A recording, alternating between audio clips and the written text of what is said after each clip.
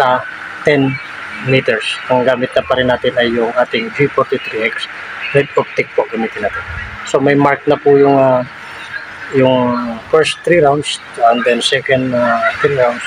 Ngayon naman po ay 10 meters.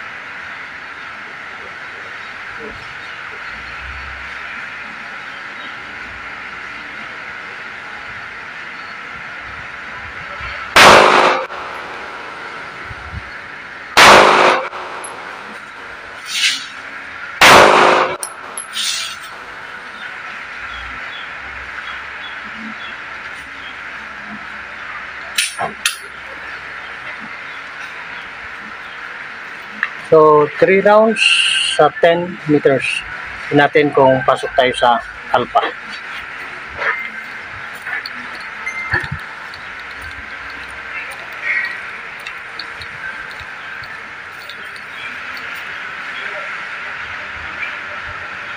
So guys, ito 1, 2, 3 1, 2, 3. Yan yung mga wala pang mark. 1, 2, 3. Yan dyan sa ating 10 meters. 1, 2, 3. So, nasa alpha pa rin siya. Sa 10 meters, gamit natin G43X. 1, 2, 3. So, red dot, putok.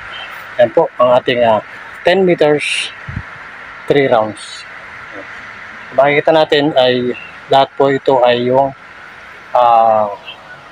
G43X. Yan po ang result ng ating drive fire.